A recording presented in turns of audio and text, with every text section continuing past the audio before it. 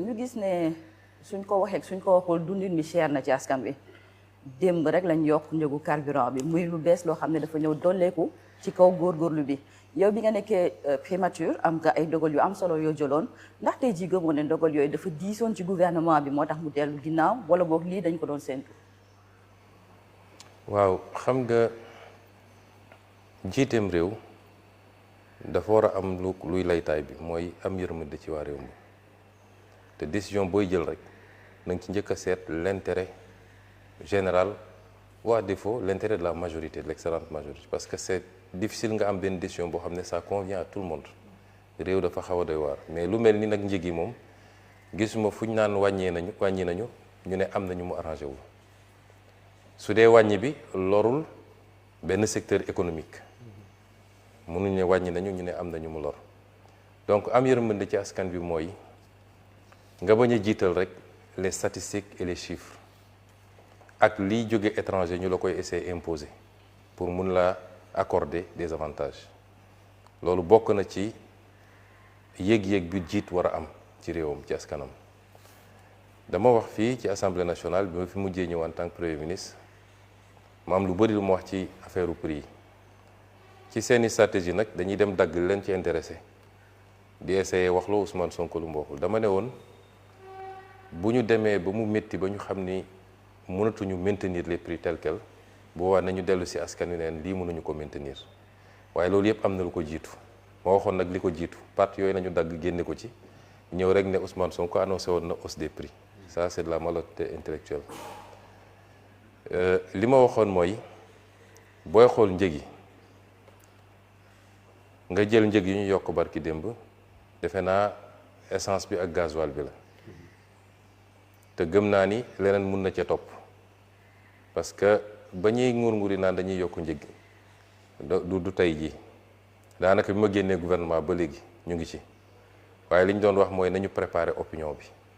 nañu jàllale ay message buy jàll ci yenn presse yi pour préparer opinion bi ndànk moo taxoon lenn ci ñoom sax commencé génn naan subvention bi jóge na 200 xaw ma 400 milliards dem 700 milliards te dara amu ci en réalité mais c'était un travail de préparation de l'opinion mais ci ñaari produits yooyu su ma ko jëlee comme exemple rek soo xoolee structure des prix bi dafa am plusieurs parties boo jiitee nag booy teg askan wi leen da ngay xool man état bi ban part laa jël ci sacrifice bi ñi nga xam ne ñoom ñoo yor mbir yi ñooy importer wala ñooy jaayaat ban sacrifice laa leen demandé doog a ne peuple bi tam ban sacrifice laa ko demandé mais ñoom bu ñuy def benn partie rek moo leen ci intéressé mooy lépp nañ ko xëpp peuple bi parce que soo jëlee essence ak gasoil li koy déterminer condition bi ngay approvisionné wu ban marché ngay approvisionné ak ñaata ngay approvisionné benn élément la capacité bi nga am yow pour raffiner par exemple beneen élément la te ñun Sénégal am nañu capacité raffinement ñetteel bi nga doog a ñëw nag ci structure prix bi naka lañ koy séddalee depuis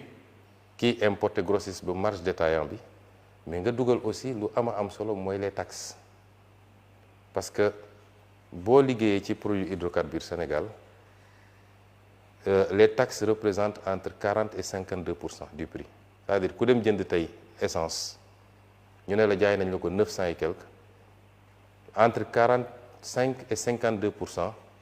daanaka taxe la mooy li état bi di jëlaat moo tax keroog may wax fii assemblée te indication yi laa joxoon ministre des finances ak ministre de l'énergie ne leen bu leen ma wax subvention bi kese parce que subvention bi lenn la mais état bi day subventionné fukk daal di encaissé taxe ñaari fukk donc daanaka subvention bi existé wul réellement parce que da nga koy neutraliser te soo libéré prix ne yokk naa prix yi taxe bi day yokk parce que les taxes sont calculées sur le prix donc l'État encaisse encore beaucoup plus ba pare